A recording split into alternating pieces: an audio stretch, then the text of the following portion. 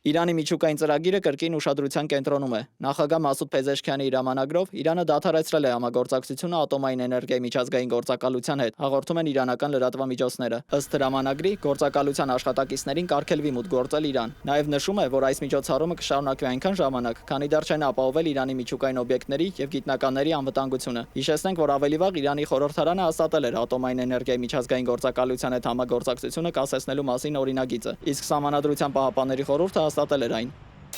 Իրանի արտգործնախարար Աբբաս Արաքչին լրատվամիջոցներին հայտարարել է, որ Միացյալ Նահանգների ռմբակոծությունները ծանր և լուրջ վնաս են հասցրել Ֆորդո միջուկային կայանին։ Իրանի ատոմային էներգիայի գործակալությունը գնահատում է վնասի չափը, սակայն ըստ ամերիկյան լրատվամիջոցների Իրանի իշխանությունը նվազեցնում է վնասի ծավալը։ Դոնալդ Թրամփը պնդում է, որ ամերիկյան հարվածները ամբողջությամբ ոչնչացրել են Իրանի միջուկային ծրագիրը։ Միաժամանակ Միացյալ Նահանգների պաշտոնյաները նշում են, որ վնասի գնահատումը ժամանակ է պահանջում։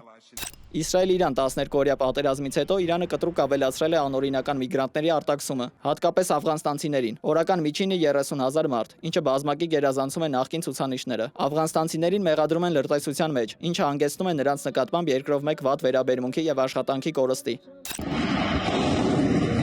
ԱՄՆ-ն դադարեցրել է Ուկրաինային հակաօդային հրթիռների և այլ ճշգրիտ զինամթերքի մատակարարումը պաշարների սղության պատճառով։ Ամերիկյան սպառազինության մատակարարման դադարեցումը տեղի է ունենում Ռուսաստանի, Ուկրաինայի տարածքի 20%-ը վերահսկելու և Դոնեցկի ու Դնեպրոպետրովսկի մարզերում զորքերի առաջխաղացման ֆոնին։ Այս առիթով Ուկրաինայի արտգործնախարարություն է կանչվել Միացյալ Նահանգների դեսպանը բացատրությունների։ Պենտագոնը նախագահ Թրամփին տրամադրում է Ուկրաինային ռազմական օգնություն շարունակելու տարբերակը ԱՄՆ զինված ուժերի կարիքների բավարարման պայմաններում։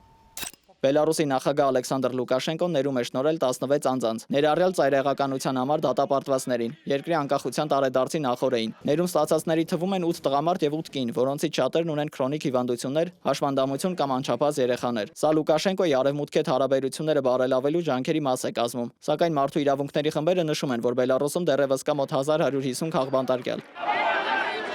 Դավիթ Գենջոյան, Reopen Media։